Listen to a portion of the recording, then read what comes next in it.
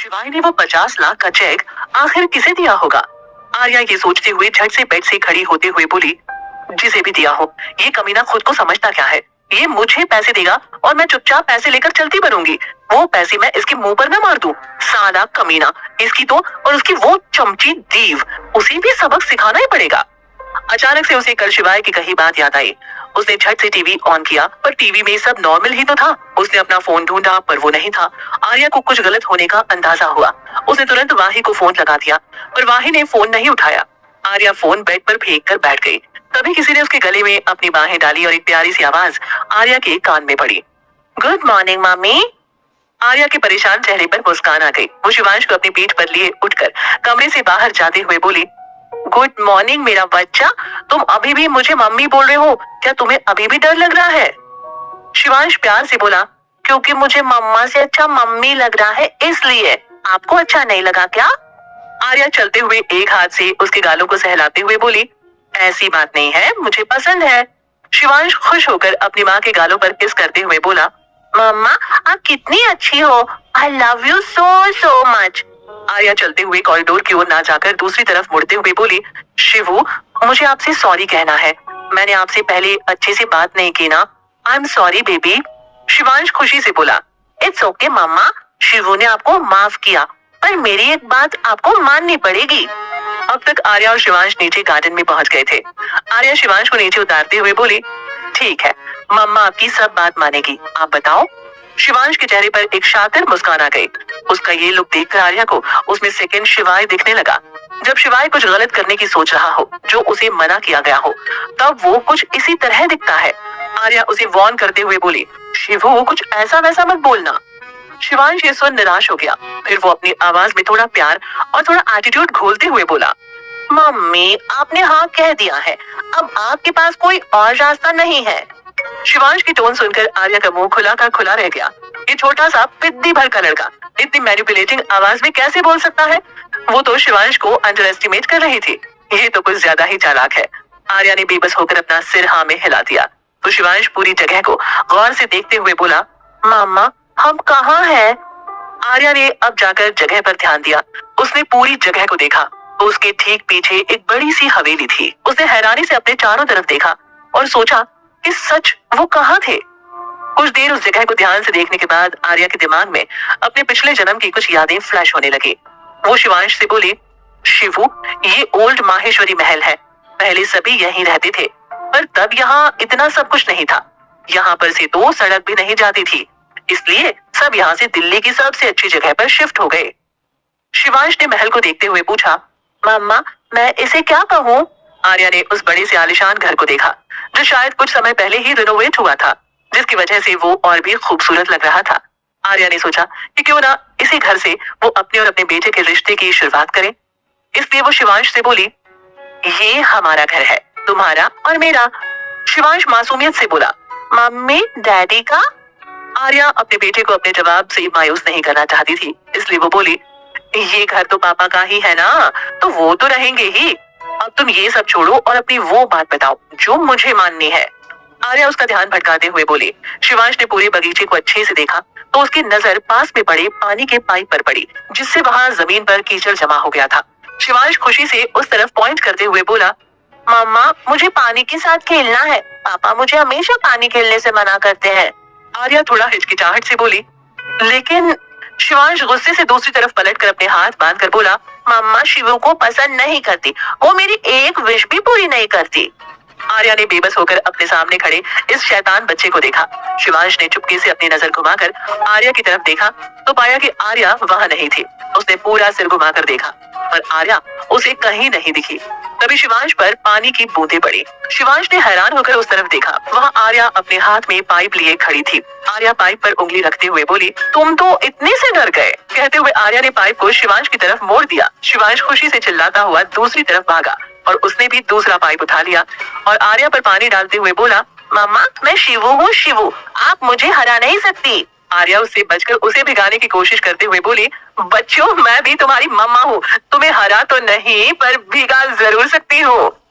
दोनों एक दूसरे के साथ बहुत एंजॉय कर रहे थे। पूरा बगीचा जिसे अभी कुछ देर पहले माली साफ करके गए थे, फिर से वैसा ही हो गया। चारों तरफ पानी था।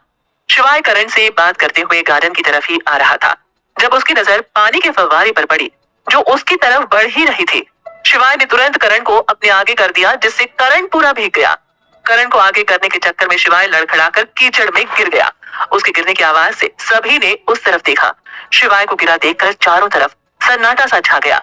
उस सन्नाटे को चीरते हुए आर्या खिलखिलाकर अपने मुंह को कवर कर हंसने लगी। सभी की नजर अभी आर्या पर ही थी। अब तक वहां के सर्वेंट्स भी बाहर आ गए थे लेकिन उन सब में इतनी हिम्मत नहीं थी कि कोई शिवाय पर हंस सके। सभी आर्या को देखकर हैरान थे कि उनकी लेडी बॉस में उनके बॉस पर हंसने की हिम्मत थी। आर्या से जब हंसी रुक नहीं पाई तो वो अपना पेट पकड़कर हंसने लगी और हंसते हुए बीच बीच में शिवाय को सॉरी भी बोल रही थी।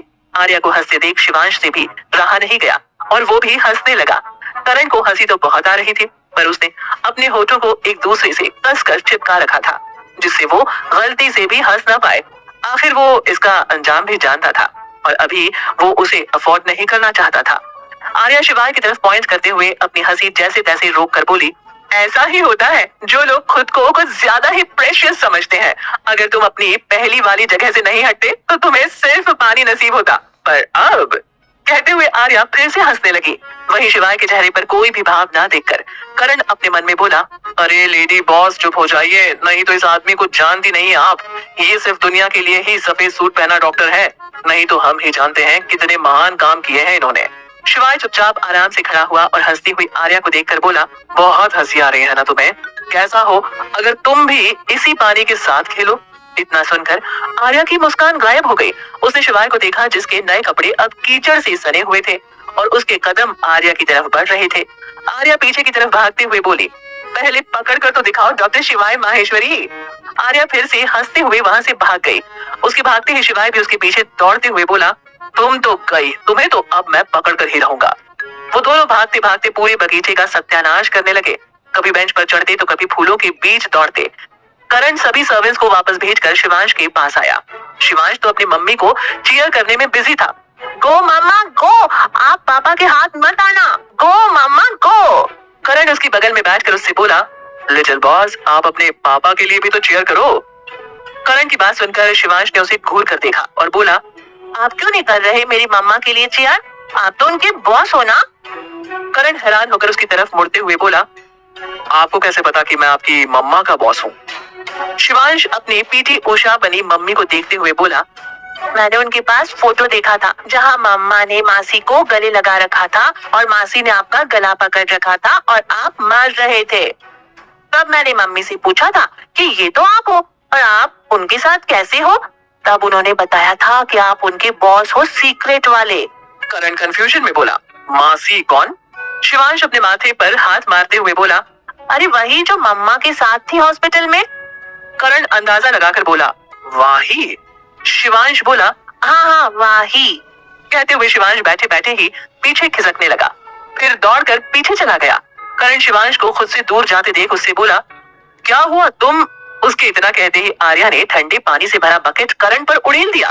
फिर उसके इर्द गिर्द भागते हुए बोली, मेरा दोस्त होकर तूने इस डॉक्टर का साथ दिया था तो मैंने कुछ नहीं कहा, पर शिवांश को मेरे बारे में तूने एक और बार कुछ गलत कहा ना तो देख लियो तेरी इज्जत भी पूरी दुनिया के सामने होगी। तभी शिवाय भी करण की दूसरी तरफ से आर्या को पकड़ने की कोशिश करते हुए बोला, वो मेरा असिस्टेंट है, उसे भड़काने की कोशिश भी मत करना और गलती तुम्हारी थी उसकी नहीं। आर्या बचते हुए बोली, फिर भी ये मेरा दोस्त था। कहते हुए उसने करण के पैर पर एक लात मारी जिससे करण लड़खड़ाकर थोड़ा झुक गया। आर्या दूसरी तरफ भागते हुए बोली, तू तो कभी असिस्टेंट करण बनकर मेरे हाथ लग मत जाइयो, फिर तू जानता है तेरी क्या हालत होगी। साथ में वो वाही को भी बुला ही लूंगी, उसने भी कब से तुझ पर हाथ साफ नहीं किया है। आर्या दौड़कर उसी कमरे में गई जहां वो थी। उसके बाद तुरंत ही उसने रूम का डोर लॉक कर दिया। उसने अपनी फूलती सांसों को कंट्रोल किया और जमीन पर बैठ गई। उसके सामने एक पानी की बोतल आई। आर्या ने थैंक यू बोलकर वो बोतल एक सांस में गटक ली। शिवांश उसके बगल में अपने हाथ अपनी गोद में रखकर बैठ गया और खुशी से बोला, वाओ मम्मा, आपको तो पापा पकड़ ही नहीं पाए। आर्या के होठों पर मुस्कान तैर गई। उसने शिवांश के माथे पर किस किया और उसके मासूम से चेहरे को देखते हुए बोली, थैंक यू भगवान जी। शिवू को देखते देखते आर्या की आंखें भर आई। उसका बेटा, उसकी दुनिया कितनी प्यारी थी, उसकी छोटी सी 16 केजी की दुनिया। शिवांश उसके आंसू पोंछते हुए बोला, मम्मा अब रो क्यों रहे हो? शिवू ने कुछ गलत कहा क्या? आर्या ने उसे गले लगा लिया और अपने आंसू पोंछते हुए बोली, नहीं बेटू, आप तो मम्मा की जान हो, आप कैसे मम्मा को नाराज कर सकते हो? चलो, अभी तक आपने ये कपड़े भी नहीं बदले हैं, मम्मा आपके कपड़े चेंज कर देगी। कहते हुए आर्या शिवांश को वॉशरूम में लेकर चली गई। दूसरी तरफ शिवाय अपने कपड़े बदलकर सोफे पर बैठा करण को देख रहा था। सामने करण सर झुकाकर खड़ा था। शिवाय टेबल से कॉफी का कप उठाकर होठों से लगाते हुए बोला, तो तुम कह रहे हो कि ये वीडियोस आर्या ने इंटरनेट पर अपलोड नहीं किया था? करण ने सर उठाकर शिवाय को देखा, जहां शिवाय की तीखी भूरी आंखों में कुछ अलग से सवाल करण को दिख रहे थे। ठीक ऐसी ही सिचुएशन कुछ समय पहले भी आई थी, लेकिन तब करण के पास शिवाय के सवालों का जवाब नहीं था। वही सवाल आज फिर से उसे शिवाय की आंखों में दिख रहे थे, जिनका जवाब आज उसके पास था। वो धीमी आवाज में बोला, बॉस, मैंने पूरी छानबीन कर ली है, यहाँ कहीं भी लेडी बॉस शामिल नहीं है। जब ये सब इंटरनेट पर अपलोड हुआ तब वो आपके साथ थी। आप ये भी जानते हैं कि उससे पहले वो कहाँ थी। शिवाय ने घूर कर उसे देखा और बोला, कहीं तुम उसे बचाने के लिए तो ये सब नहीं कर रहे हो ना? अभी तुम मेरे असिस्टेंट हो। आखिर इंटरनेट पर वो वीडियो किसने अपलोड किया? इंटरनेट पर जब वीडियो अपलोड हुआ तब शिवाय के पास आने से पहले आर्या कहाँ थी? जानने के लिए सुनते रहिए। शिवाय ने घूर कर करण को देखा और बोला, कहीं तुम उसे बचाने के लिए तो ये सब नहीं कर रहे हो ना? अभी तुम मेरे असिस्टेंट हो। करण बोला, नो सर, आप चाहें तो किसी और से भी ये सब दोबारा इन्वेस्टिगेट करवा सकते हैं। शिवाय सोफे पर से उठते हुए बोला, जब तुम तब मेरे साथ थे तो अब मैं कैसे तुम पर शक कर सकता हूँ? उसकी बात सुनकर करण की मुट्ठियां कस गई, पर वो कुछ बोला नहीं। शिवाय आगे चलते हुए बोला, मुझे प्रेस मीटिंग करनी है, 2 घंटे के अंदर सभी को नोटिस भिजवा दो। वहीं आर्या शिवांश को तैयार कर नीचे ले आई। शिवांश शिवाय को देखकर खुशी से बोला, पापा। उसकी आवाज सुनकर जाता हुआ शिवाय रुक गया। उसने पीछे पलटकर शिवांश को अपनी गोद में उठा लिया और उसके गोल मटोल गालों को किस करते हुए बोला, अब कैसे हो शिवू आप? हमें डॉक्टर के पास भी तो जाना है आपका चेकअप करवाने, चलो चलते हैं। कहते हुए शिवाय ने करण को कुछ इशारा किया और बाहर की तरफ चला गया। अंदर आर्या उनके जाने के बाद डाइनिंग टेबल पर जाकर बैठ गई। उसके वहां बैठने पर करण उसके पास आकर पोलाइट आवाज में बोला, लेडी बॉस, आप अभी यहाँ क्यों बैठी हैं? आर्या ने उसे एक नजर घूर कर देखा, फिर सामने देखते हुए शांत आवाज में बोली, तुम्हें मुझसे सवाल पूछने का हक किसने दिया? जहाँ तक मुझे याद है ये हक तो तुम्हारे बॉस को भी नहीं है। उसके ऐसे तीखे शब्द सीधा करण के दिल पर लगे। एक टाइम था जब वो इस लड़की का अच्छा दोस्त था। करण को आर्या एनडीए की ट्रेनिंग में मिली थी, तब उन दोनों की थोड़ी बहुत जान पहचान हो गई थी, पर धीरे धीरे वाही और आर्या की करण के साथ दोस्ती हो गई। लेकिन आसाम जाने के बाद आर्या कभी भी करण से नहीं मिली। जब उसने शिवाय से शादी की तब आर्या को पकड़कर शिवाय के सामने लाने वाला करण ही था। आर्या ने करण से हेल्प मांगी, लेकिन करण ने उसे ये कहकर मना कर दिया कि वो अपने बॉस के अलावा किसी की भी बात नहीं मानता। उसने आर्या की किसी भी तरह से कोई मदद करने से मना कर दिया था। ये सब उसने ऐसे कहा था जैसे उसे आर्या से नफरत हो, क्योंकि उसे भी लगा था कि उस लड़की ने 50 लाख का चेक लिया था। बस इसी बात के चलते करण आर्या के सामने ऐसे पेश आता था। लेकिन अभी जिस तरह से आर्या उससे बात कर रही थी उसे बहुत बुरा लग रहा था। कल जब आर्या ने उससे बात की तो करण को खुशी महसूस हुई, इसलिए वो फिर से आर्या को अपनी दोस्त की जगह देखने से खुशी रोक नहीं पाया। पर अब वो कुछ नहीं कर सकता था, क्योंकि आर्या का ये रूखापन उसकी ही बदौलत था। उसे भी अपनी गलती का एहसास था कि उसे एक बार तो आर्या की बात सुननी चाहिए थी। आर्या को अभी सच में भूख लग रही थी। उसने अपनी प्लेट सीधी की, तभी एक सर्वेंट उसकी प्लेट में खाना लगाते हुए बोली, मैम आप क्या खाना पसंद करेंगी? मुझे बताइए, मैं सर्व कर देती हूँ। अगर आपको कुछ पसंद नहीं है तो मुझे बता दीजिए, आपके लिए अभी बना देती हूँ। सर्वेंट की ऐसी टोन सुनकर आर्या चिढ़ गई। वो बोली, आप सबको ये सब नाटक अब करने की कोई जरूरत नहीं है। अपने बॉस को कह दीजिए जो बात करनी है सीधे मुझसे करे, ये सब करने की कोई जरूरत नहीं है। कहते हुए आर्या ने उसके हाथ से प्लेट ले लिया। जब मेड ने करण की तरफ देखा तो करण ने उसे जाने का इशारा कर दिया। मेड के जाने के बाद आर्या अपने लिए खाना निकालकर जैसे ही खाने वाली थी वैसे ही किसी ने उसे बुलाया। तुम यहाँ क्या कर रही हो? आर्या के हाथ हवा में ही रुक गए। वो खुद से बोली, खाने भी मत दो सालो, अब कल से भूखी हूँ। आर्या अपने चेहरे पर मुस्कान चिपकाए दरवाजे की तरफ मुड़ी। दरवाजे पर शिवाय अपनी गोद में शिवांश को लिए उसे ही देख रहा था। शिवाय दोबारा बोला, अब आओगी? आर्या ने रोनी सी शक्ल बनाकर अपने खाने को देखा, फिर शिवाय को और फिर शिवांश को, तो शिवांश ने अपने पापा को देखा।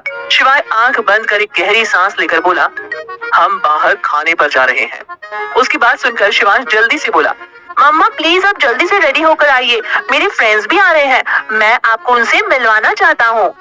आर्या ने अपने हाथ में पकड़ने वाले को देखा और उसे जल्दी से मुंह में डाल लिया। फिर खाते खाते शिवांश से बोली, शिवू, मैं अच्छी तो लग रही हूँ। जितना समय कपड़े चेंज करने में लगेगा उतने समय में मैं खाना खा लेती हूँ। शिवांश अपने पापा को देखते हुए अपनी भुक्कड़ मम्मा से बोला, नो मम्मी, आप ऐसे बिल्कुल नहीं आएंगी। पापा को देखकर मेरे सभी फ्रेंड की मम्मा मुझसे उनके बारे में पूछती है।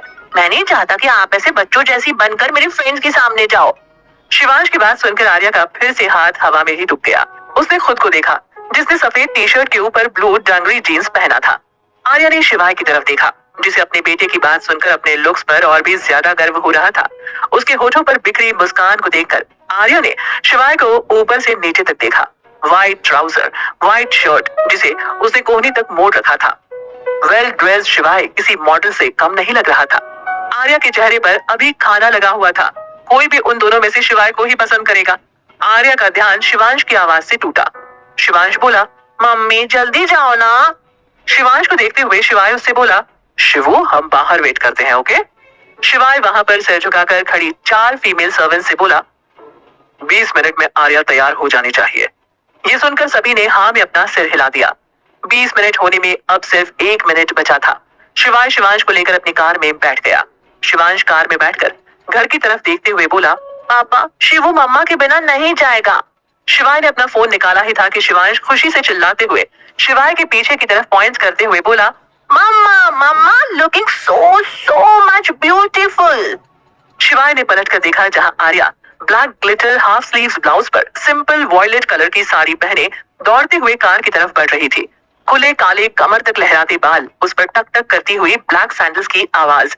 आर्या के चेहरे पर हल्की सी स्माइल थी जो आर्या को बेहद खूबसूरत बना रहे थे। आर्या कार का डोर खोलकर आगे वाली सीट पर बैठ गई तो पीछे वाली सीट से शिवांश आर्या के गले में अपना हाथ डालकर उसके गाल पर किस करते हुए बोला, मम्मी आप कितनी ब्यूटीफुल हो, एकदम प्रिंसेस की तरह। लेकिन आप शिवू के साथ क्यों नहीं बैठी? आर्या उसके हाथों पर किस करते हुए बोली, पहली बात, मम्मा को प्रिंसेस बिल्कुल भी पसंद नहीं है, और दूसरी बात, मम्मा को आगे बैठना पसंद है इसलिए। आर्या ने ड्राइवर को देखा जो ठीक दरवाजे के बाहर कांपते हुए पीछे बैठे शिवाय को देख रहा था। आर्या ने सिर घुमाकर पीछे देखा तो पाया कि शिवाय कार से उतर रहा था। उसने ड्राइवर से चाबी ली और आकर ड्राइविंग सीट पर बैठ गया, फिर कार स्टार्ट की। शिवांश पीछे वाली सीट से आगे आकर आर्या की गोद में बैठ गया। वो दोनों रास्ते भर बातें करते रहे। कुछ देर बाद तीनों हॉस्पिटल के सामने थे। शिवाय आर्या से बोला, रूम नंबर 211। उसकी बात खत्म होने से पहले ही आर्या ने कार का दरवाजा जोर से उसके मुंह पर बंद कर दिया और शिवांश को लेकर हॉस्पिटल के अंदर चली गई। शिवाय जाती हुई आर्या को देखकर गुस्से से अपने हाथ स्टीयरिंग पर मारते हुए बोला, ये लड़की, इसे तो सबक सिखाना ही पड़ेगा। कहते हुए शिवाय कार से उतरा और चाबी अपने गार्ड्स को देकर अंदर चला गया। रूम नंबर 211 का दरवाजा खोलकर आर्या ने सामने देखा तो जल्दी से माफी मांगते हुए बोली, सॉरी, आई थिंक मैं गलत रूम में आ गई। शिवांश पूरे रूम को देखते हुए बोला, मम्मा वहाँ। आर्या ने उस तरफ देखा जहाँ अमूल्य जी बेड पर बैठे फोन पर गेम खेल रहे थे।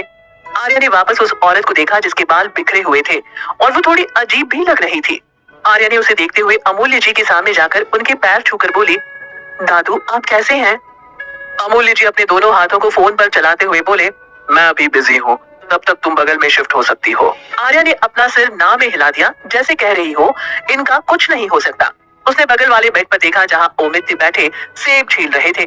आर्या ने जाकर उनके पैर छुए और धीरे से बोली, डैड आप कैसे हैं? ओमित रूखे स्वर में बोले, ठीक हूँ।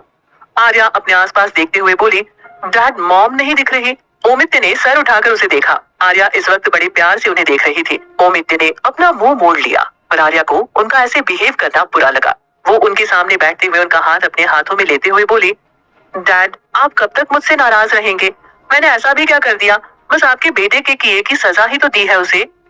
ओमित उसकी तरफ मुड़कर बोले, लेकिन मेरे बेटे को उसके प्यार से अलग करना ये थोड़ी बड़ी सजा नहीं हुई उसके लिए, जबकि वो सब उसने ड्रग्स के नशे में किया था। उसके लिए उसे एक ऐसे रिश्ते में बांधना जो वो कभी नहीं निभाना चाहेगा, क्या ठीक है? उनकी बात सुनकर आर्या एक फीकी हंसी के साथ बोली, आप भी ऐसा सोचते हैं? मैंने सोचा था आप मुझसे इसलिए नाराज होंगे क्योंकि मैं शिवू से अच्छे से बिहेव नहीं करती, पर आप तो यहाँ अपने बेटे के गुणगान करने में बिजी हैं। ओमित बोले, हम उस बात पर भी तुमसे गुस्सा हैं, लेकिन तुम्हें मेरे बेटे को एक मौका तो देना चाहिए ना अपनी गलती सुधारने का। आर्या उनका हाथ छोड़ते हुए बोली, सॉरी डैड, मैं ये नहीं कर सकती। मैं अपनी इज्जत से खेलने वाले इंसान को कभी माफ नहीं करूंगी। ओमित बोले, तुम सुनती क्यों नहीं हो? वो सब एक गलती थी। शिवाय ने ये सब जानबूझकर नहीं किया था। उनकी बात सुनकर आर्या की आंखों से आंसू गिर गया। वो बोली, तो डैड उसे ड्रग्स दिए गए थे तो उसे किसी के साथ कुछ भी करने की इजाजत है। मैं उस वक्त सिर्फ 19 साल की थी, जिसे ये तक नहीं पता था कि उसके कदम उसे किस जानवर के पास ले जा रहे थे। आपको पता है, एक बार के लिए मैं आपके बेटे को माफ भी कर देती, लेकिन उसने मुझे पैसों से खरीदने की कोशिश की। अगर मैं नहीं चाहती तो शिवाय आज आप लोगों के साथ नहीं होता, और ना ही मैं आप सबसे ऐसे इज्जत से बात कर रही होती, क्योंकि मेरी नजरों में आरोपी से बड़ा गुनहगार उसका साथ देने वाला होता है। ओमित के पास अब कहने के लिए कुछ नहीं था, क्योंकि आर्या की बात पूरी तरह से सच थी। वो भी अपने बेटे का साथ देना तो नहीं चाहते थे, लेकिन वो एक बाप थे और कैसे अपने बेटे को घुट घुट कर मरते हुए देख सकते थे। जब उन्हें पहली बार शिवाय के इस कारनामे का पता चला था, तब उन्होंने उसे घर से निकाल दिया था। वो अभी भी अपने बेटे से ढंग से बात नहीं करते थे, पर बाद में श्री के समझाने पर उन्होंने शिवाय को घर में रहने की इजाजत दे दी। अमूल्य जी बीच में बोले, बेटा हमसे भी तो मिल लीजिए, आप तो हमें भूल ही जाती हैं। अमूल्य जी की बात सुनकर आर्या ने तुरंत अपने आंसू पोंछ लिए, फिर उनकी तरफ देखा। वहां शिवांश कानों में हेडफोन डाले गेम खेल रहा था। आर्या उठकर उनकी तरफ जाते हुए बोली, नहीं दादू, ऐसा नहीं है। वैसे अब आपकी तबीयत कैसी है? अमूल्य जी मुस्कुराते हुए बोले, एकदम फिट एंड फाइन। वो तो जरा सा सो क्या गए, करण ने हॉस्पिटल पहुंचा दिया। उनकी बात पर आर्या मुस्कुराने लगी। वो धीरे से अमूल्य जी से बोली, दादू मॉम कहाँ है? अमूल्य जी ने उसे एक तरफ पॉइंट करके दिखाया। आर्या ने हैरानी से उस औरत को देखा जो उसे कुछ देर पहले दिखी थी, जिसका चेहरा उसे अभी भी अजीब लग रहा था, और वो अमूल्य जी से बोली, क्या वो मॉम है? उनकी ऐसी हालत कैसे हो गई? शिवाय की माँ को आखिर क्या हुआ था? शिवाय का पूरा परिवार हॉस्पिटल में कैसे पहुंचा? अमूल्य जी आर्या से बोले, पता नहीं बेटी, जब से होश में आए हैं तब से श्री ऐसे ही बैठी हुई है। आर्या ने इशारे से पूछा कि क्या वो श्री से मिलने जा सकती है। अमूल्य जी ने हाँ में सिर हिला दिया, तो आर्या श्री के सामने जाकर बैठ गई। वो उनके कंधे पर हाथ रखते हुए बोली, मॉम आप कैसी हो? श्री ने एक रोबोट की तरह उसे देखा, फिर वापस अपना सिर दूसरी तरफ किया। हॉस्पिटल के कॉरिडोर में शिवाय तेज कदमों से चलता हुआ सीधा अपने कैबिन में चला गया, जहाँ पहले से ही करण और उसके साथ 2 डॉक्टर्स थे। करण बोला, बॉस हमें चलना चाहिए, मीटिंग का टाइम हो रहा है। शिवाय ने एक नजर उन डॉक्टर्स को देखा, फिर आगे बढ़ गया। मीटिंग रूम में सभी रिपोर्टर्स अपने तीखे सवालों के साथ शिवाय का इंतजार कर रहे थे, क्योंकि उन्हें कहाँ पता था कि शिवाय उनके लिए ही लाल मिर्च का काम करने वाला है। शिवाय ने कॉन्फ्रेंस हॉल में जैसे ही एंटर किया, वैसे ही सभी कैमरे शिवाय की तरफ मुड़ गए। शिवाय के चेहरे पर कोई एक्सप्रेशन नहीं थे। वो आराम से मेन चेयर पर जाकर बैठ गया। इससे पहले कि रिपोर्टर्स अपने सवाल पूछते, सभी को एक एक सफेद चमचमाता सील्ड एनवेलप दिया गया। एक रिपोर्टर उस पर लगी मोहर को देखते हुए कांपती आवाज में बोला, ये तो आईसीएफ का वार्निंग लेटर है। आईसीएफ का नाम सुनकर सभी लोग हैरानी से अपने हाथ में पकड़े लेटर को देखने लगे। शिवाय अपने चेयर पर थोड़ा आगे आते हुए बोला, ये सब लेटर अभी अभी ही बाहर रिसेप्शन पर कोई देकर गया है, मुझे भी नहीं पता है इसमें है क्या। आईसीएफ एक ऐसी पावरफुल कॉर्पोरेशन थी जो पुलिस और इलीगल लोगों को बैलेंस करके रखती थी। डर की वजह से ही एक तरह से लोग इसे सरकार से ज्यादा मानते थे। इस कॉर्पोरेशन का वार्निंग लेटर मतलब सीधा लोगों के गले में फांसी का फंदा डालना, जो कभी भी कर सकता था। सभी ने अपने अपने एनवेलप खोले। उसके अंदर बड़ी ही खूबसूरती से काली स्याही से आईसीएफ लिखा हुआ था। उसके नीचे लिखे हुए शब्दों को पढ़कर सभी रिपोर्टर्स की जान गले में अटक गई। जो लोग अपने सवाल पहले से ही प्रिपेयर करके आए थे, वो सब जैसे गायब ही हो गए थे। शिवाय उन सभी के उतरे हुए चेहरे को देखकर बोला, करण जरा पढ़ना तो क्या लिखा है इस वार्निंग लेटर में, और पूरी मीडिया के सामने पढ़ना, ताकि सभी को उनकी गलती का एहसास हो। करण ने एक रिपोर्टर से उसका लेटर लिया और शिवाय के पीछे खड़ा हो गया। फिर उस लेटर को पढ़ते हुए बोला, ये लेटर कोई बड़ी बात नहीं है, बस आप लोगों को इतना बताने के लिए है कि इस बार मीडिया पैसों के लिए बिक गई है, और जो भी पैसों के लिए ये मीटिंग अटेंड कर रहा है वो अपना मुंह बंद रखे। हमारी बात ना मानने का नतीजा आप सब जानते हैं। सहप्रेम, आईसीएफ। सभी जानते थे कि आईसीएफ के 2 फाउंडर हैं, एक का कुछ पता नहीं है और दूसरे को कभी देखा नहीं। कहा जाता है कि एक लीगल कामों का हेड है और दूसरा इलीगल कामों का। फिलहाल अभी आईसीएफ की बागडोर किसी साहिब के हाथ में थी, जो कुछ कम खतरनाक नहीं था। जिस किसी के पास भी आईसीएफ का लेटर दोबारा जाता था, दूसरे दिन से उसका नाम तक गायब हो जाता था। एक रिपोर्टर अपनी जगह से खड़ा होकर शिवाय पर इल्जाम लगाते हुए बोला, ये नोटिस फेक है, भला इतनी बड़ी कॉर्पोरेशन को इतनी छोटी मीटिंग के बारे में कैसे पता होगा। उसकी बात का जवाब देते हुए आगे की सीट पर बैठा एक रिपोर्टर बोला, ये न्यूज अभी पूरे एशिया में टेलीकास्ट हो रही है और सभी जानते हैं कि डॉक्टर माहेश्वरी कितनी बड़ी हस्ती है। दूसरा रिपोर्टर बोला, तुम सही बोल रहे हो, मुझे लग रहा है अब मैं अपनी जॉब खो दूंगा। उन सभी को इग्नोर कर करण बोला, अगर अब भी आप सभी इसे फेक समझ रहे हो तो बेझिझक अपने सभी सवाल पूछ लीजिए, लेकिन उसके बाद जो होगा उसमें हम या हमारे हॉस्पिटल का नाम नहीं आएगा। करण की बात सुनकर एक बार फिर रूम में सन्नाटा पसर गया। एक रिपोर्टर हिम्मत करके बोला, जी डॉक्टर साहब, क्या हम अपना सवाल पूछ सकते हैं? शिवाय ने हाँ में इशारा किया तो रिपोर्टर बोला, सर आप उन वीडियोस के बारे में क्या कहना चाहेंगे? रिपोर्टर ने ध्यान से अपने सवाल को 4 से 5 बार चेक कर पूछा। उन दोनों डॉक्टर्स को शिवाय ने अंदर बुलाया। रिपोर्टर्स ये देखकर हैरान रह गए क्योंकि उन वीडियोस में जो डॉक्टर दिख रहे थे वो यही थे। वो दो डॉक्टर्स सभी रिपोर्टर्स के सामने खड़े हो गए और करण ने वो वीडियो प्ले कर दी। किसी को कुछ समझ नहीं आ रहा था, पर आईसीएफ के लेटर के बाद किसी में भी कुछ भी पूछने की हिम्मत नहीं थी, इसलिए सभी शिवाय के बोलने का इंतजार कर रहे थे। शिवाय ने वीडियो को जूम करके पॉज कर दिया और सभी रिपोर्टर्स को देखते हुए बोला, ये वीडियो, इसमें कितने सारे ऐसे पॉइंट्स हैं जिससे ये साफ पता चल रहा था कि ये वीडियो फेक है, लेकिन आप सभी को तो बस मसाला चाहिए जिसके लिए आप किसी को भी बदनाम कर सकते हैं। एक झटके में आप सभी डॉक्टर शिवाय माहेश्वरी को भूलकर शिवाय माहेश्वरी के पीछे पड़ गए। इस इमेज को देखिए, इसमें साफ साफ दिख रहा है कि डॉक्टर ने पेशेंट का हार्ट निकाला है। वो वीडियो को आगे बढ़ाते हुए बोला, फिर इसे थोड़ा आगे बढ़ाने पर इसमें देखिए कि हार्ट की जो नीली नस है वो नीचे है और पीछे वाली इमेज में ऊपर। अब ऐसा कैसे हो सकता है एक ही वीडियो में? इसके दो रीजन होंगे, या तो वीडियो पॉज करके दोबारा शुरू की हो, नहीं तो वीडियो फेक हो। पहली बात, हम ये वीडियो खुद तो किसी कीमत पर नहीं बनाएंगे, हम पागल तो है नहीं जो अपने राज खुद ही खोलेंगे। तो ये वीडियो फेक है। अब डॉक्टर की बात भी सुन लीजिए। पहला डॉक्टर बोला, ये एक ऑनलाइन ऑपरेशन का वीडियो है जब पेशेंट की हालत अचानक से बिगड़ गई थी। तब हमने डॉक्टर माहेश्वरी के साथ वीडियो कॉल की और डॉक्टर माहेश्वरी की वजह से आज ये इंसान जिंदा भी है। दूसरा डॉक्टर आगे बोला, ये बात हमने सबसे छिपा कर रखी थी, पता नहीं कहां से ये वीडियो सोशल मीडिया पर आ गई। शिवाय बोला, थैंक यू डॉक्टर, अब आप लोग जा सकते हैं। फिर वो सभी रिपोर्टर से बोला, आई होप आप सभी के सवाल अब खत्म हो गए होंगे। आप सभी उन वीडियोस को ध्यान से देखिए, आप सभी को खुद समझ आ जाएगा कि ये सब फेक न्यूज है। और आप सभी प्लीज लंच करके जाइए। आई एम श्योर इस इंटरव्यू के लिए ज्यादातर लोग बिना खाए ही आए होंगे। ये कहते हुए शिवाय ने अपने बालों पर हाथ फेरा और बाहर निकल आया। करण भी उसके पीछे पीछे बाहर आ गया। शिवाय चलते हुए बोला, सोशल मीडिया पर क्या चल रहा है? करण बोला, बॉस आपका इंटरव्यू ट्रेंड कर रहा है और सब लोग आपसे माफी मांग रहे हैं। शिवाय के चलते कदम रुक गए। वो एक तरफ इशारा करते हुए बोला, वो आदमी जाना पहचाना लग रहा है, तुम जानते हो इसे? करण ने मुंह लटकाए उस तरफ देखा तो वहां एक आदमी हॉस्पिटल के दरवाजे पर खड़ा था जिसके सर पर पट्टी बंधी थी। करण उसे गौर से देखते हुए बोला, शायद ये श्रेय मेहता है जिसे आपने धोया था, वो भी बिना पानी के। शिवाय एक तिरछी मुस्कान के साथ उसकी तरफ बढ़ गया और उसके सामने जाकर बोला, हेलो मिस्टर मेहता, कैसे हैं आप? उम्मीद है कि अब आप पहले से तो ठीक ही होंगे। शिवाय को अपने सामने देखकर श्रेय को अपनी पिटाई याद आने लगी कि किस तरह से इस आदमी ने उसे पीटा था। श्रेय को शिवाय से डर तो बहुत लग रहा था, लेकिन अभी उसके पास ऐसा कुछ था जिसकी वजह से उसमें शिवाय का सामना करने की हिम्मत थी। वो बोला, क्यों नहीं डॉक्टर, आफ्टर ऑल मेरी गर्लफ्रेंड मेरा ध्यान रखने यहाँ आती है तो मैं कैसे ठीक नहीं होता। शिवाय की आईब्रोज चढ़ गई। इसका गर्लफ्रेंड से इसका क्या मतलब है कहीं? तभी दरवाजा खुला और अंदर से एक पतली सी लड़की बाहर आई। वो श्रेय के सामने आकर बोली, चलो चलते हैं। करण जो वहां से गुजर रहा था वो उस आवाज को सुनकर रुक गया।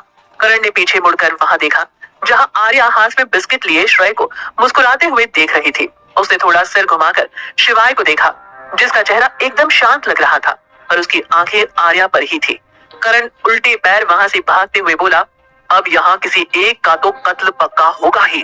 भागते हुए वो किसी से टकरा गया और सामने वाले इंसान का सारा सामान जमीन पर गिर गया। करण जल्दी से जमीन पर गिरे सामान को उठाते हुए बोला, सॉरी मेरा ध्यान कहीं और था। सामने वाला इंसान भी जल्दी में था, इसलिए वो भी उसके हाथ से सामान लेकर जल्दी से अपने रास्ते निकल गया और करण भी बिना ज्यादा ध्यान दिए वहां से चला गया। आर्या ने अभी तक शिवाय को नहीं देखा था। श्रेय आर्या से बोला, लेकिन आर्या उसे डांटते हुए बीच में बोली, लेकिन कुछ भी नहीं, तुम अभी मेरे साथ चल रहे हो। फिर मन ही मन बोली, एक बार चलो तो सही तुम, उसके बाद तुम्हें तो मैं नहीं छोड़ने वाली हूँ। आज एक आदमी का चैप्टर तो खत्म होगा ही। आर्या एक कदम आगे बढ़ी ही थी कि श्रेय उसकी कमर पर हाथ रखते हुए बोला, मैं अभी बहुत कमजोर हूँ, मुझसे चला भी नहीं जा रहा, तुम मेरी मदद कर सकती हो? हालांकि श्रेय ने ये पूछा था, लेकिन उसकी टोन ऐसी थी जैसे वो जानता हो कि आर्या उसे मना नहीं करने वाली। तभी श्रेय को एहसास हुआ कि उसका हाथ आर्या की कमर पर नहीं है। उसने नजर घुमाकर देखा तो पाया कि उसका हाथ किसी और के हाथ के ऊपर है और वो दूसरा हाथ आर्या की कमर पर है। इधर आर्या का चेहरा गुस्से से लाल हो गया और वो जैसे ही श्रेय की तरफ पलटी वैसे ही किसी ने उसे अपनी तरफ पलट लिया। आर्या जो श्रेय को थप्पड़ मारने वाली थी वो रुक गई। उसे समझ नहीं आया कि अचानक ये क्या हुआ। उसने सर उठाकर हैरानी से देखा तो पाया कि उसके सामने शिवाय था। शिवाय बड़े आराम से बोला, तुम्हें नहीं लगता घरवाली कि तुम्हें मेरे सामने तो अपने इस बॉयफ्रेंड को लिमिट में रहना सिखाना चाहिए? शिवाय ने घरवाली शब्द पर ज्यादा जोर दिया था। उसने श्रेय की ओर देखकर आर्या से आगे कहा, अब तुम एक शादीशुदा औरत हो और एक बच्चे की माँ हो। तुम यूं खुलेआम किसी भी ऐरे गहरे के साथ रोमांस कैसे कर सकती हो? हाँ? आर्या ने कनखियों से श्रेय को देखा जो मुस्कुराते हुए शिवाय को देख रहा था। आर्या ने अपने सामने खड़े उस आदमी को देखा जिसके चेहरे पर कोई भाव नहीं थे, लेकिन उसकी आंखें गुस्से से श्रेय को देख रही थी। आर्या खुद को छुड़ाने की कोशिश करते हुए बोली, शिवाय छोड़ो मुझे, मैं कोई रोमांस नहीं कर रही थी यहाँ। और तुम मुझे ये बताओ कि तुमने श्रेय की ये हालत क्यों की? तुम इसके लिए बहुत पछताओगे। शिवाय की आंखें श्रेय पर ही थी, जिसके चेहरे पर वो जीत की खुशी साफ साफ देख पा रहा था। उसने सर नीचे कर अपनी बाहों में कैद उस गुस्सैल लड़की को देखा। उसके होठों पर एक कुटिल मुस्कान आ गई। आर्या अब तक शिवाय की मुस्कान का मतलब समझने लगी थी। इससे पहले वो कुछ और कहती या करती, शिवाय ने उसे दीवार से लगा दिया। उसे अपनी बाहों के घेरे में लेते हुए उसकी आंखों में देखने लगा, जो कभी उस पर तो कभी उसके पीछे झांकने की कोशिश कर रही थी। शिवाय ने झुककर उसके होठों पर अपने होठ रख दिए। उसका एक हाथ धीरे धीरे सरकते हुए आर्या की खुली कमर पर चला गया और उसे अपने करीब कर लिया। आर्या लगातार खुद को छुड़ाने की कोशिश कर रही थी, पर वो नाकाम रही। उसका ध्यान अपनी कमर पर हो रही हरकत पर गया, जहां शिवाय के हाथ कुछ लिख रहे थे। आर्या का ध्यान अब सबसे हटकर अपनी कमर पर था, जहां उसे गुदगुदी हो रही थी और उसके होठों पर मुस्कान आने लगी। वो एक ऐसी सिचुएशन में थी जहां ना वो हंस सकती थी और ना ही उससे बच सकती थी। उसने तुरंत शिवाय के हाथ को पकड़ लिया और उसके पैर पर अपना पैर दे मारा। शिवाय को दर्द तो नहीं हुआ, पर वो उससे दूर जरूर हो गया। उसके दूर होते ही आर्या जमीन पर बैठकर अपना पेट पकड़कर हंसने लगी। उसे ऐसे हंसते देख दोनों लड़के उसे घूरने लगे। शिवाय ने श्रेय को देखा, जिसका चेहरा गुस्से से लाल हो रहा था। वो आर्या को जमीन से उठाते हुए सीड्यूसिंग वे में बोला, अगर तुम्हें मेरा किस करना इतना ही पसंद आता है तो तुम मुझसे कह भी तो सकती हो। चलो इससे आगे हम कहीं और जाकर कंटिन्यू करते हैं। आखिर उस वीडियो के पीछे की सच्चाई क्या थी? क्या श्रेय को पता चल पाएगा कि आर्या उसके साथ नाटक कर रही है? क्या शिवाय को आर्या और श्रेय के साथ होने से जलन होगी? जानने के लिए सुनते रहिए ये कहानी। दोस्तों, आप हमारी वीडियो को लाइक और सब्सक्राइब नहीं करते हैं, प्लीज लाइक और सब्सक्राइब कर दिया कीजिए। इससे हमें अच्छा लगता है कि आपको हमारी वीडियो पसंद आई और इसी तरह हम और भी अच्छी स्टोरी आपके लिए आगे भी लाते रहेंगे। उसकी आवाज और शब्दों को सुनकर आर्या की हंसी तुरंत गायब हो गई। उसने शिवाय को देखा, जिसकी आंखों में शरारत और जीत की खुशी थी। इससे पहले आर्या कुछ कहती, शिवाय के हाथ फिर से उसकी कमर पर चलने लगे और आर्या ना चाहते हुए भी हंसने लगी। वो शिवाय का हाथ पकड़े हंसते हुए बोली, तुम्हें छोड़ूंगी नहीं, हाथ हटाओ अपना। वहीं श्रेय आर्या के मुस्कुराने का कुछ और ही समझ रहा था। वो मन में बोला, क्या इन दोनों के बीच सब ठीक हो गया है? अगर ऐसा हुआ तो मेरा क्या काम? मुझे जल्दी से कुछ करना होगा, नहीं तो नहीं, आर्या शिवाय को माफ नहीं करेगी, कभी भी नहीं। कहते हुए वो वहां से जाते हुए आर्या और शिवाय को देखने लगा। तभी उसके पास समा आ गई और वो श्रेय को देखकर बोली, श्रेय क्या हुआ? दी कहाँ है? तुमने बताया था कि वो यहाँ तुम्हें मिली थी। श्रेय गुस्से से बोला, उसे उसका पति ले गया। समा चौंक कर बोली, क्या जीजू यहाँ क्या कर रहे हैं? श्रेय बोला, बेवकूफ, ये उसी का हॉस्पिटल है, वो यहाँ नहीं आएगा तो कहाँ जाएगा? समा उसका बाजू पकड़ते हुए बोली, ओके आई एम सॉरी बाबा, चलो अब खाना खा लो, क्योंकि अब जीजू तो दी को छोड़ने से रहे, अब तुमसे मिलने की कुछ तो सजा मिलेगी ना उन्हें। दोनों हंसते हुए हॉस्पिटल वार्ड के अंदर चले गए। वहीं कुछ दूरी पर खड़ा करण अपने हाथ में सेब पकड़े हुए गुस्से से समा और श्रेय को देख रहा था। दरअसल थोड़ी देर पहले ही जिससे करण टकराया था वो समा ही थी। उसने घूर कर अपने हाथ में पकड़े सेब को देखा, फिर उसे डस्टबिन में डालकर शिवाय के केबिन की तरफ बढ़ गया। शिवाय के केबिन में आर्या अभी भी हंसे जा रही थी और सामने शिवाय अपना सिर पकड़े चेयर पर बैठा था। जब शिवाय से रहा नहीं गया तो वो झल्लाकर बोला, बस करो, कितना हंसती हो? मैंने बस तुम्हारी कमर को छुआ था और उसी में तुम ऐसे चुप होने का नाम ही नहीं ले रहे हो। शिवाय की बात पर आर्या और जोर जोर से हंसने लगी। शिवाय उठकर उसके सामने गया और उसे वार्न करते हुए बोला, अगर अब तुम चुप नहीं हुई तो तुम देख लेना। आर्या उसकी बात अनसुनी कर जमीन पर बैठकर हंसने लगी। शिवाय सीरियस आवाज में बोला, मैं मजाक नहीं कर रहा हूँ। आर्या फिर भी चुप नहीं हुई तो शिवाय झल्लाकर वापस अपनी सीट पर जाकर बैठ गया। तभी केबिन का दरवाजा खोलकर बेधड़क दीव अंदर आई और आर्या को यूं हंसता देख कुछ देर के लिए वहीं ठिठक गई। लेकिन फिर जब उसकी नजर शिवाय पर गई तो वो मुस्कुराती हुई अपने हील्स को जोर जोर से पटकते हुए शिवाय के सामने आकर खड़ी हो गई। शिवाय ने सिर उठाकर देखा तो उसे दीव को देख थोड़ी हैरानी हुई। दीव उसके गले लगकर उसके गाल पर किस करते हुए बोली, हाय शिवाय बेबी, कैसी हो? आई एम सॉरी कि मैं तुम्हें बिना बताए चली गई थी। तुम पर इतनी बड़ी मुसीबत आई थी और मैं उस वक्त तुम्हारे साथ नहीं थी। उसकी आवाज सुनकर आर्या ने मुड़कर उस तरफ देखा जहां हंसने की वजह से उसके आंसू निकलने लगे थे और वो अपने हाथ घुटनों के आसपास लपेटकर शिवाय और दीव को देखने लगी। शिवाय ने जब देखा कि आर्या उन्हें ही देख रही है तो वो दीव को प्यार से बोला, इट्स ओके। शिवाय आर्या को दिखाना चाहता था कि उसके पास भी गर्लफ्रेंड है। तभी एक और बार डोर नॉक हुआ तो शिवाय ने दीव से थोड़ी दूरी बनाकर कम इन कहा। दरवाजे से दौड़ता हुआ शिवांश अंदर आया और सीधा जाकर आर्या की गोद में बैठ गया। वो आर्या के गाल पर किस करते हुए बोला, मामा चलो चलते हैं, मेरे दोस्त का फोन आया था, वो सभी होटल पहुंच गए हैं। आर्या भी उसके गालों पर किस करते हुए बोली, ओके चलो चलते हैं, मुझे भी बहुत भूख लगी है।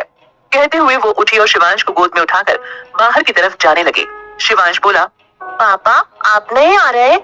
शिवाय से पहले आर्या बीच में बोल पड़ी, नहीं आज उनकी एक बहुत इंपॉर्टेंट मीटिंग है दीव आंटी के साथ, इसलिए वो नहीं आ पाएंगे, चलो हम ही चलते हैं। शिवांश ने मायूसी के साथ शिवाय की तरफ देखकर कहा, इट्स ओके पापा, अगर आप नहीं आना चाहते तो मैं समझता हूँ।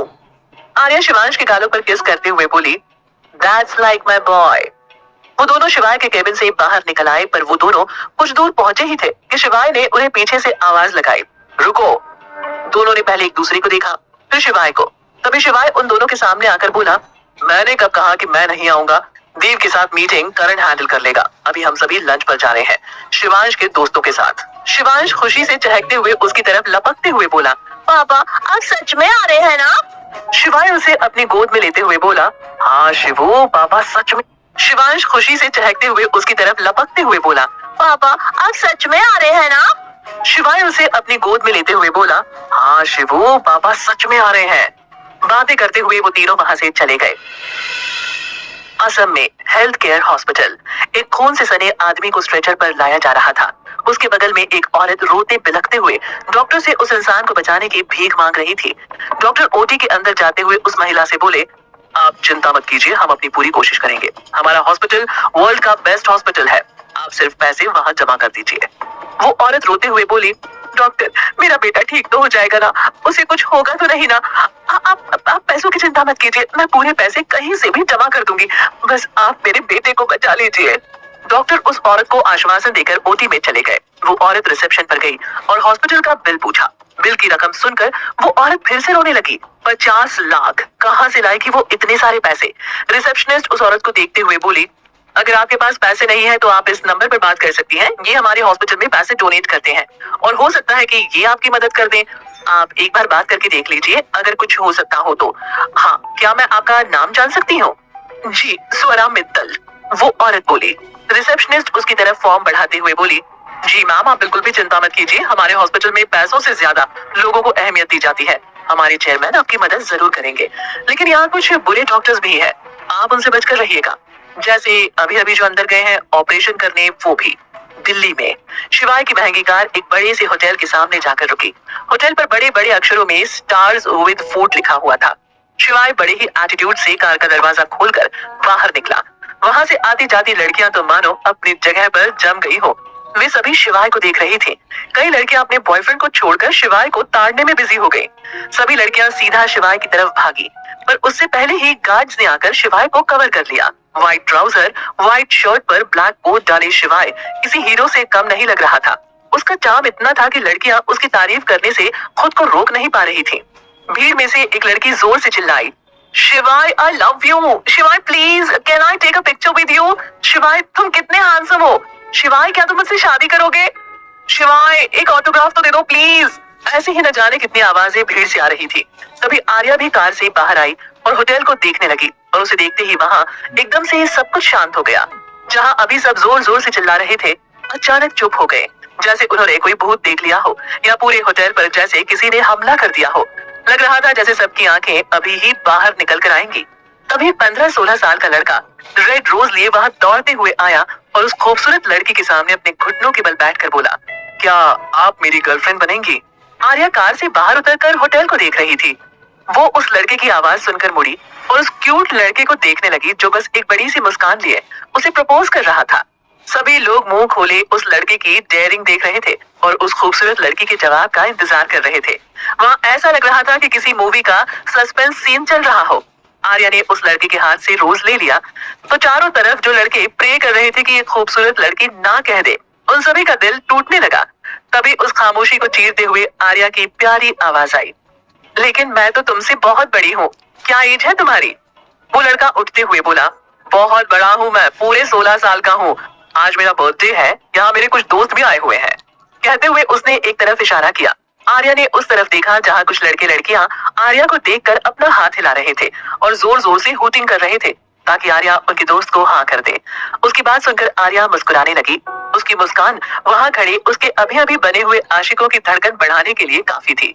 वो लड़का अपना हाथ आगे बढ़ाते हुए बोला, तो आपने मेरा प्रपोजल एक्सेप्ट कर लिया। आप इस साड़ी में बहुत खूबसूरत लग रही हो और यहाँ मौजूद लड़कियों से भी बहुत ज्यादा खूबसूरत लग रही हो। आर्या ने चारों तरफ देखा जहाँ खड़ी सभी लड़कियों ने ज्यादातर शॉर्ट और मॉडर्न कपड़े पहने थे। ऑफ कोर्स मेकअप भी किया था। एक बार फिर आर्या की हंसी छूट गई। उसे हंसते देख वहाँ खड़े सभी लड़कों के होठों पर भी अपने आप मुस्कान आ गई। ऐसा लग रहा था जैसे आर्या ने उन सभी पर कोई जादू कर दिया हो। वो लड़का अपने दिल पर हाथ रखते हुए बोला, हाय आप हंसते हुए और भी प्यारी लग रही हो, प्लीज मेरी गर्लफ्रेंड बन जाओ ना। मैं सच कह रहा हूँ, आज से आप मेरी पहली गर्लफ्रेंड हो। आप चाहो तो सभी से पूछ सकती हो। आर्या को उसकी बात पर और हंसी आने लगी। इस सबसे बेखबर की चार गुस्से से भरी आंखें उस लड़के और लड़की को देख रही थी। शिवाय जो अपने लुक्स की तो नुमाइश कर रहा था, पर लोगों को आर्या के लिए इस तरह के रिएक्शन देखकर आर्या को घूर कर देख रहा था। जब उसने आर्या को हंसते हुए देखा तो मन में बोला, ये सब नाटक है इसका। कैसे जानबूझकर हंस हंस कर बात कर रही है, जैसे अभी ही इस बच्चे को हाँ कर देगी। इस बच्चे को भी उसकी मांग भरी हुई नहीं दिख रही है क्या? और गले में जो पहना है वो वैसे लड़के की गलती भी नहीं है। ये नकचड़ी लड़की है ही बना की खूबसूरत। मेरा बेटा, उसका क्या हुआ? वो क्यों कुछ नहीं बोला अब तक? उसके इतना सोचने की देर थी कि वहाँ एक प्यारी मगर गुस्से से भरी आवाज आई, दूर रहो उनसे, वो सिर्फ मेरी है। एक बार फिर सबकी सांसें फिर से चलने लगी थी, जो इस खूबसूरत लड़की को खोने के डर से रुक गई थी, क्योंकि सभी लड़के कम से कम एक बार तो इस लड़की को प्रपोज करके अपना लक आजमाना चाहते थे। तभी सभी की आंखें उस आवाज के मालिक को देखने के बाद जैसे झपकना ही भूल गई थी। कार के अंदर से एक व्हाइट ट्राउजर वॉयलेट शर्ट पहने प्यारा सा लड़का बाहर आया, जिसे देखकर फिर से सभी लड़कियों की आंखों में खुशी तैर गई। वो लड़का इतना प्यारा लग रहा था कि वहाँ खड़े लड़के भी उसे देखकर हैरान हो गए कि एक बच्चा इतना प्यारा कैसे हो सकता है, जबकि बच्चे तो एक नंबर के शैतान होते हैं। शिवांश आकर आर्या के सामने खड़ा हो गया। वो गुस्से से उस लड़के को देखते हुए बोला, Who are you? तुम्हारा नाम क्या है? और तुम ऐसे कैसे नहीं रोज दे सकते हो? क्या तुम्हें पता नहीं रेड रोज का मतलब क्या होता है? वो लड़का हैरानी से उस बच्चे को देखते हुए बोला, हे ब्रो, मैं काव्य हूँ, क्या ये तुम्हारी दीदी है? शिवांश गुस्से से बोला, तुम किस तरह से इन्हें मेरी दीदी कह रहे हो? हाँ, दिख नहीं रहा तुम्हें? हम दोनों ने सेम कपड़े पहने हैं। शिवांश जोर से बोला, चाचू, करण चाचू कहाँ हैं आप? जल्दी बाहर आइए। उसकी आवाज सुनकर करण दौड़ता हुआ उसके सामने आकर अपने घुटनों पर बैठकर अपनी सांसें कंट्रोल करते हुए धीरे से बोला, बोल साले, इतनी जोर से क्यों गला फाड़ रहा है? कोई मर गया है क्या? एक तेरा बाप और एक तू हो गया। दोनों ही मेरी छाती पर चढ़कर तबला बजाते रहो। चैन नहीं आता तुम्हें मेरे बिना कहीं भी। शिवांश भी उसी टोन में धीरे से बोला, अबे तमीने, मैं पहले से ही गुस्से में हूँ, ज्यादा मत बोल। जो कह रहा हूँ चुपचाप कर, नहीं तो सोच लेना। बाप तो मेरा अभी भी यही है। उसकी बात सुनकर करण ने अपनी जीभ काट ली। आखिर उसी ने तो इस छोटे बच्चे को इतना सब सिखाया था, इसके बाप से बदला लेने के लिए। वो धीरे से बोला, ओके बाबा, जो बोलेगा वो करूंगा, बोलो तो सही। शिवांश अपने सामने खड़े काव्य को देखकर बोला, चाचू, मुझे इस लड़के को यहाँ से निकालना है। इसकी हिम्मत कैसे हुई मेरे सामने मेरी आरू को रोज देने की? शिवांश की बात सुनकर करण धीरे से बोला, वाह बेटा, सही जा रहा है, पूरा का पूरा अपने चाचू पर गया है। शिवांश ने उसे घूर कर देखा तो करण खड़ा हुआ और उस लड़के को देखकर बोला, अभी तो तुम 16 के हुए हो, इतनी सी उम्र में एक शादीशुदा लड़की से दोबारा शादी करना ठीक नहीं है ना? उसकी बात सुनकर सभी ने इस सामने खड़ी खूबसूरत सी मुस्कुराती हुई लड़की को देखा। ये शादीशुदा है? सभी के दिमाग में एक ही सवाल आया। इतनी देर से दूर खड़ा शिवाय अपनी लाइमलाइट किसी और को मिलते देख अंदर ही अंदर कुढ़ रहा था। उसने अपनी आंखों पर सनग्लासेस लगाए और कार की दूसरी तरफ जाकर शिवांश को अपनी गोद में उठाया। फिर आर्या का हाथ पकड़कर बिना देर किए होटल के अंदर चला गया। अब जाकर वहां खड़े लोगों को समझ आया कि जिन लोगों को देखकर अभी अभी वो सभी उनके साथ ख्वाब सजा रहे थे, वो एक फैमिली है, अ परफेक्ट फैमिली। करण उस लड़के के कंधे पर हाथ रखते हुए बोला, सॉरी भाई, बेटर लक नेक्स्ट टाइम। बस एक बात कहूं, वो जो सफेद कपड़ों में हैंडसम सा लड़का दिख रहा है ना, यानी मेरा बॉस, उसके होते हुए तो तुम्हारा नेक्स्ट टाइम भी पता नहीं कब होगा। और ये जो हरकत तुमने की है ना, इसके लिए तो अभी मैंने तुम्हें बचा लिया, पर इस लड़की से कोसों दूर रहना तुम्हारी सेहत के लिए अच्छा रहेगा। कहते हुए करण विसल बजाते हुए आगे बढ़ा ही था कि वहां खड़ी लड़कियों ने उसे घेर लिया।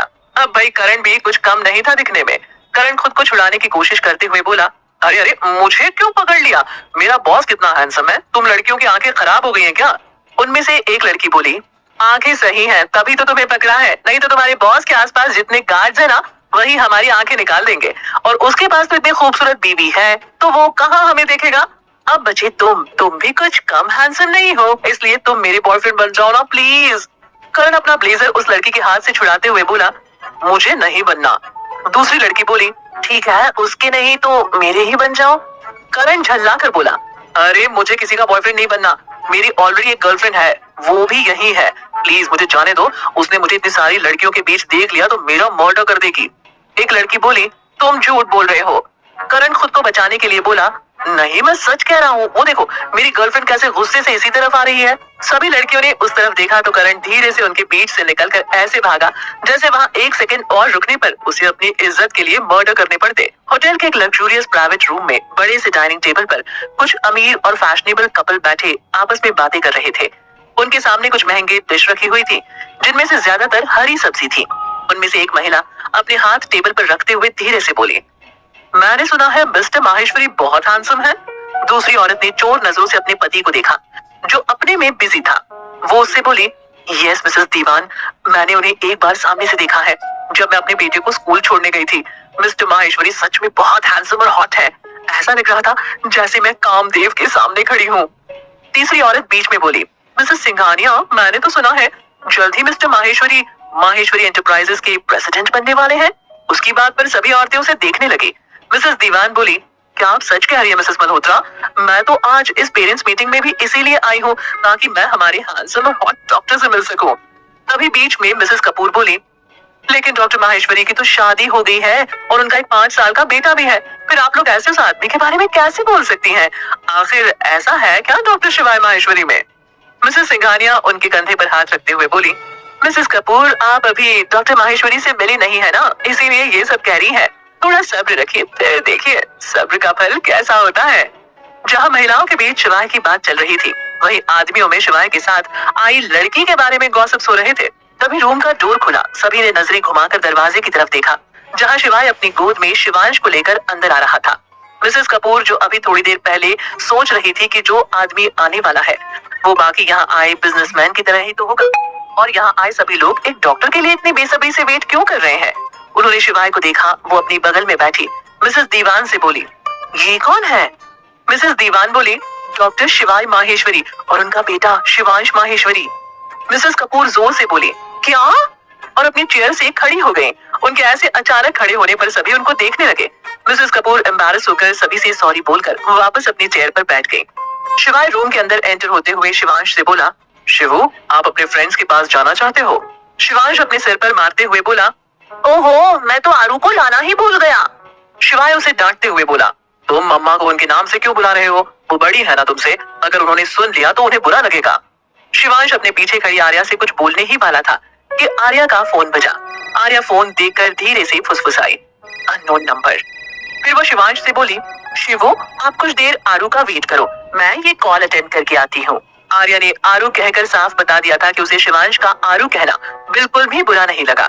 शिवाय आर्या को डांटना चाहता था, पर अभी यहाँ बात उसके प्रेस्टीज की थी। उसने सिर घुमाकर अपने बेटे को देखा, जो तिरछी मुस्कान लिए उसे ही देख रहा था। शिवाय आईब्रोज चढ़ाकर बोला, हंस लो अपने बाप पर, और करते ही क्या हो तुम दोनों माँ बेटे। आर्या ने फोन रिसीव कर कान में लगाया। दूसरी तरफ से एक औरत की धीमी मगर परेशान आवाज आई, जिसे सुनकर आर्या की भौहें कस गईं। सेम टाइम पर असम के हेल्थ केयर हॉस्पिटल में स्वरा जी ओटी के सामने जाकर बेंच पर बैठ गई। उनकी आंखें बस ओटी के दरवाजे पर थी।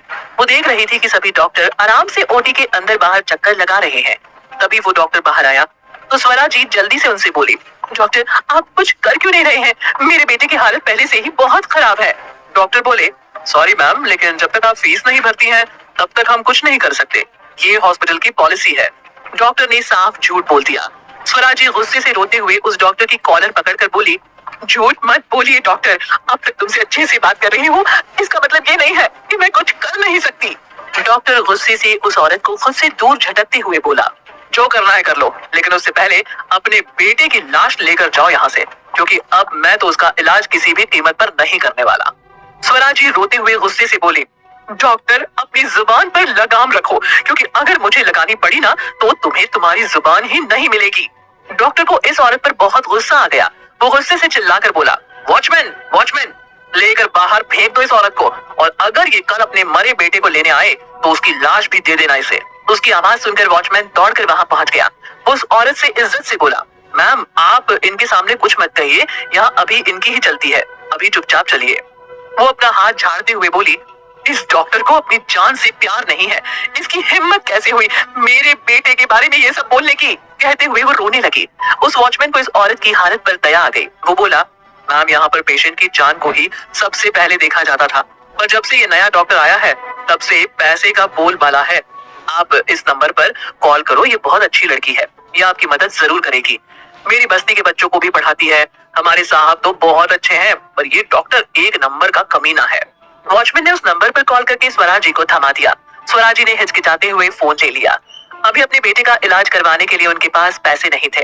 वो अपने तरीके से इस डॉक्टर को मना सकती थी, पर क्या पता ये डॉक्टर ऑपरेशन के बीच में उनके बेटे को कुछ नुकसान पहुंचा दे। उन्होंने फोन कान से लगाया।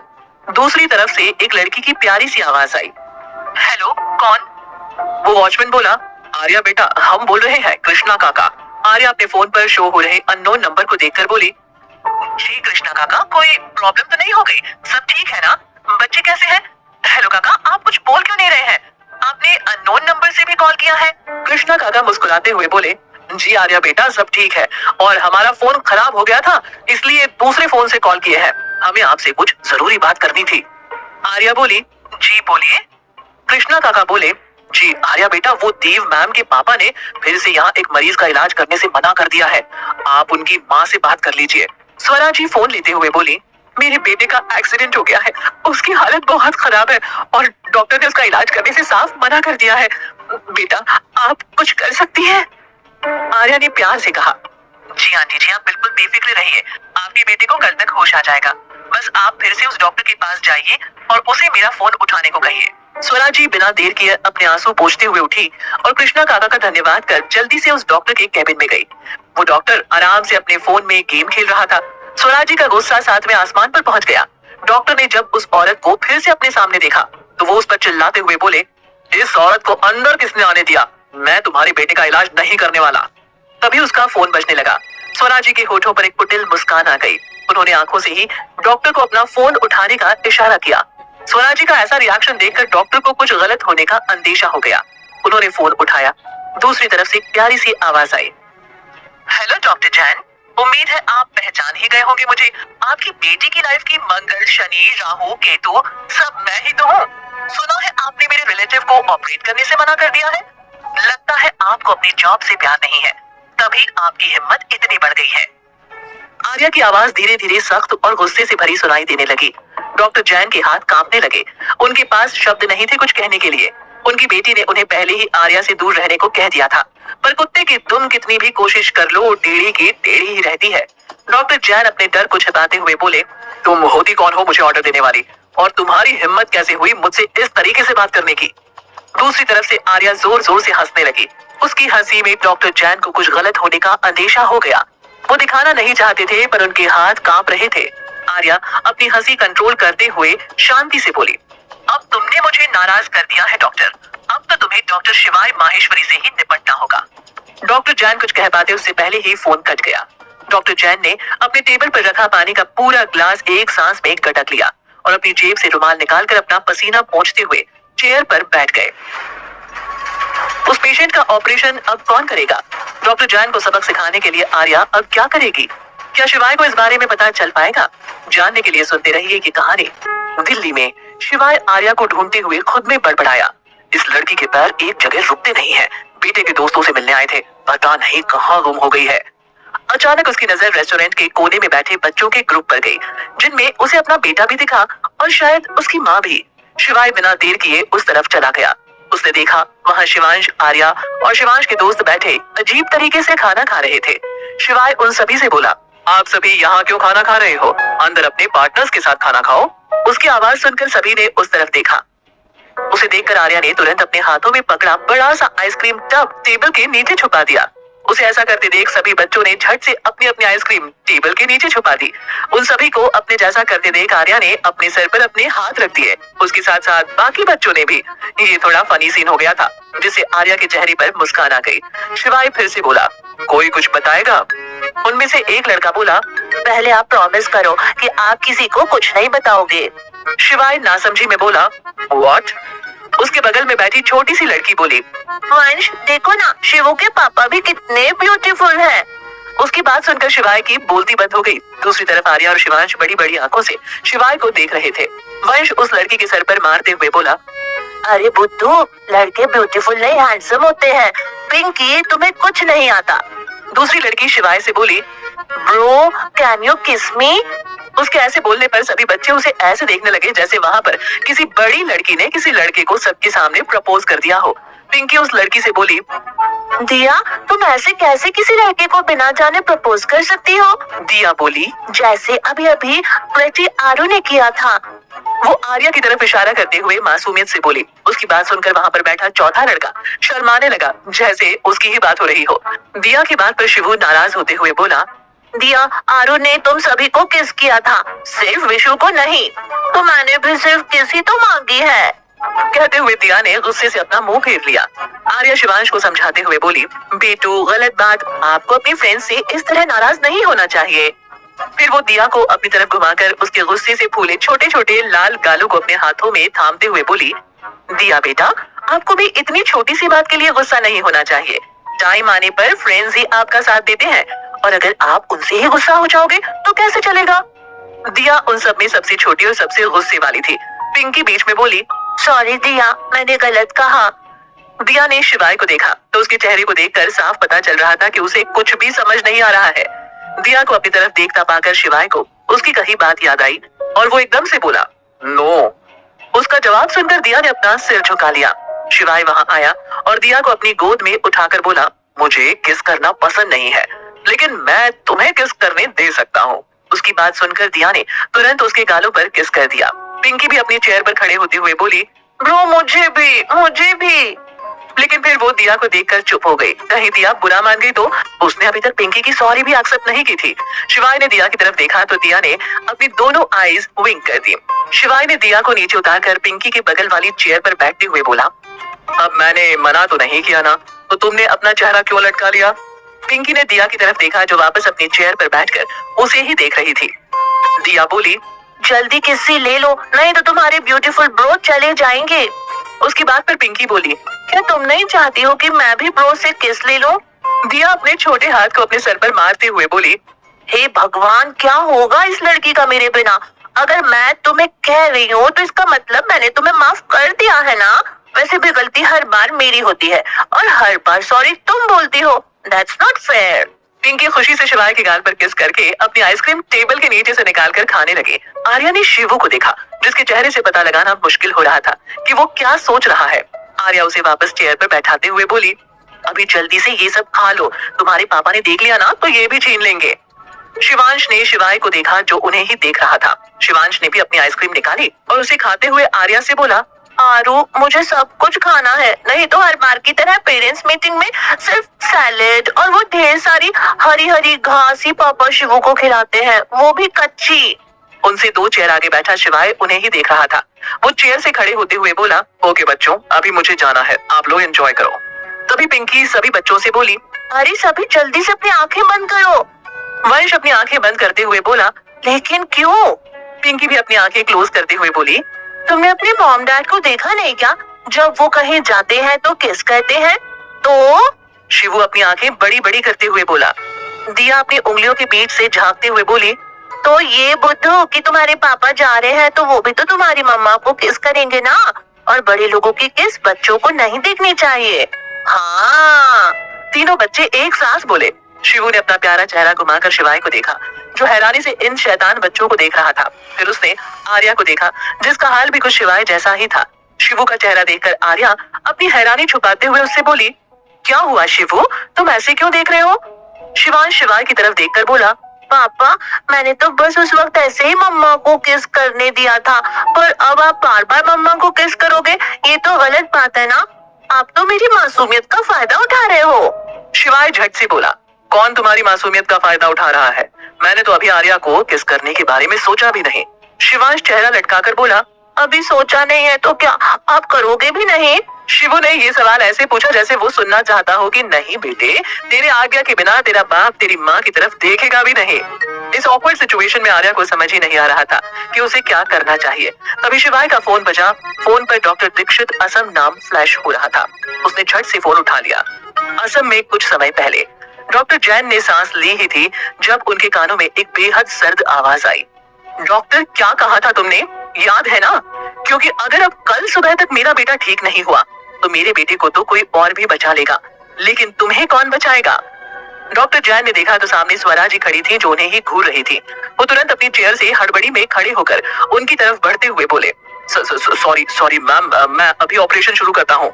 डॉक्टर जैन अपने कैबिन से बाहर निकलकर खुद को कोसते हुए आगे बढ़ने लगे। तभी उन्होंने देखा ओटी की लाइट ऑन हो गई, जिसका मतलब साफ था कि ऑपरेशन स्टार्ट हो चुका है। एक वार्ड बॉय ऑपरेशन थिएटर से दौड़ता हुआ बाहर आया। वो कुछ लेने आया था। डॉक्टर जैन उसे रोकते हुए बोले, ये ऑपरेशन कौन कर रहा है, वो भी मेरी परमिशन के बिना? वार्ड बॉय अपना हाथ पीछे करते हुए बोला, लेडी बॉस का फोन आया था। डॉक्टर दीक्षित पर्सनली पेशेंट को अटेंड करने आए हैं और चेयरमैन सर को भी डॉक्टर दीक्षित ने कॉल कर पेशेंट की पूरी जानकारी दे दी है। वो कुछ घंटे में आ जाएंगे। डॉक्टर, क्या मैं जा सकता हूँ? मुझे जल्दी से सारे इंस्ट्रूमेंट्स लेकर वापस भी जाना है। डॉक्टर जैन ने उसका हाथ छोड़ दिया। शिवाय का यहाँ आना मतलब उनके प्लान पर पानी फिरना। अब उनका कुछ नहीं हो सकता, उन्हें कोई नहीं बचा सकता। डॉक्टर जैन खुद कभी शिवाय के सामने नहीं आते थे। जैसे ही उन्हें पता चलता कि शिवाय असम आने वाला है, वो कुछ काम का बहाना कर यहाँ से चले जाते। अचानक डॉक्टर जैन को सब धुंधला धुंधला दिखाई देने लगा और वो बेहोश होकर फर्श पर गिर गए। एक नर्स ने उन्हें देख लिया और हॉस्पिटल में एडमिट कर दिया। वहाँ स्वरा जी अपनी लाल आंखों से ऑपरेशन थिएटर के सामने लगी बेंच पर बैठी डॉक्टर के जवाब का इंतजार कर रही थी। दिल्ली में कुछ देर बाद शिवाय ने फोन रखते ही आर्या से कहा, मुझे अभी जाना होगा, शिवू का ध्यान रखना, नहीं तो तुम जानती हो अगर मेरे बेटे, हमारे बेटे, शिवू बीच में अपने पापा को घूरते हुए बोला। अपने बेटे के एक्सप्रेशंस को समझते हुए शिवाय ने अपने शब्दों पर ध्यान देते हुए कहा, तुम जानती हो हमारा शिवू कितना जिद्दी है, वो तुम्हें बहुत परेशान कर देगा, तो इसका नहीं अपना ख्याल रखना। कहकर शिवाय ने शिवांश की तरफ देखा, जो आर्या को देख रहा था। वहां से जाते हुए शिवाय खुद से बोला, ये लड़का भी ना ऐसे अपने बाप को कौन डराता है यार। शिवाय के जाने के बाद आर्या अपना आइसक्रीम टब टेबल के ऊपर रखकर एक लंबी सांस लेते हुए बोली, शुक्र है राक्षस ने ये आइसक्रीम नहीं देखी, नहीं तो वो मुझे। शिवाय को भला बुरा बोल वो बच्चों से बातें करते हुए खाने लगे। असम के हेल्थ केयर हॉस्पिटल में स्वरा जी लाल आंखों से बेंच पर बैठी ऑपरेशन थिएटर को देखे जा रही थी। कई घंटों के बाद भी अब तक कोई स्वरा जी से मिलने नहीं आया था। तभी हॉस्पिटल का पूरा स्टाफ दरवाजे की तरफ जाने लगा। ऑपरेशन थिएटर से डॉक्टर दीक्षित भी बाहर आए। उन्हें देखकर स्वरा जी जल्दी से उनसे बोली, मेरा बेटा कैसा है डॉक्टर, उसे होश कब आएगा? डॉक्टर दीक्षित अपना मास्क निकालकर निराश आवाज में बोले, मैं आपसे झूठ नहीं कहूंगा, आपके बेटे की हालत बहुत खराब है। एक्सीडेंट की वजह से उसके ब्रेन का स्ट्रक्चर अंदर की तरफ धंस गया है, जिससे उनकी वो नस दब गई है जो बॉडी और ब्रेन को जोड़े रखती है। हमने पूरी कोशिश की है, वो इतनी देर तक सरवाइव कर पाए, ये उनकी विल पावर का नतीजा है। आपके बेटे बहुत हिम्मत वाले हैं, इट्स इम्प्रेसिव। अभी के लिए मैं ये कह सकता हूँ कि हमने हमारे बेस्ट डॉक्टर को बुलाया है, जो पूरे एशिया के सबसे बेहतरीन डॉक्टर है। आप चिंता मत कीजिए, वो आपके बेटे को जरूर बचा लेंगे। स्वरा जी डॉक्टर से कुछ कहने वाली थी कि उनकी नजर एक परछाई पर गई, जो लंबे लंबे कदम भरते हुए उसी तरफ आ रही थी। परछाई से ही स्वरा जी को एक अजीब सी अनहोनी का अंदाजा हो रहा था। स्वरा जी अपने पल्ले से अपना मुंह छुपाते हुए थोड़ा पीछे हट गए। शिवाय तेज कदमों से चलकर उन दोनों के सामने आकर डॉक्टर दीक्षित से बोला, डॉक्टर ऑपरेशन शुरू कीजिए, मैं ओटी के कपड़े पहन कर आता हूँ, हम ऑलरेडी बहुत देर कर चुके हैं। शिवाय ने अपने सामने खड़ी औरत को देखा और फिर डॉक्टर दीक्षित को देखने लगा। डॉक्टर दीक्षित ने हाँ में अपना सिर हिला दिया। शिवाय ने स्वराजी को दिलासा देते हुए कहा, आप चिंता मत कीजिए, हम पूरी कोशिश करेंगे आपके बेटे को ठीक करने की। कहते हुए शिवाय जल्दी से चेंज कर ऑपरेशन थिएटर में चला गया। तब जाकर स्वराजी ने अपने चेहरे पर से अपना पल्लू हटाया और वो धम से पीछे चेयर पर बैठ गई। आज की अनहोनी देखकर वो सदमे में आ गई थी और अपना सिर पकड़ते हुए बोली, अब क्या होगा? अगर इसने मुझे देख लिया तो प्रॉब्लम और बड़ी हो जाएगी, मुझे कुछ करना होगा। स्वराजी शिवाय से क्यों छिप रही थी? क्या उनके बीच कोई पुराना रिश्ता था? स्वराजी का सच जानने के बाद क्या शिवाय उनके बेटे को बचाएगा? जानने के लिए सुनते रहिए। एपिसोड में लगातार बने रहने के लिए चैनल को लाइक और सब्सक्राइब कर लीजिए।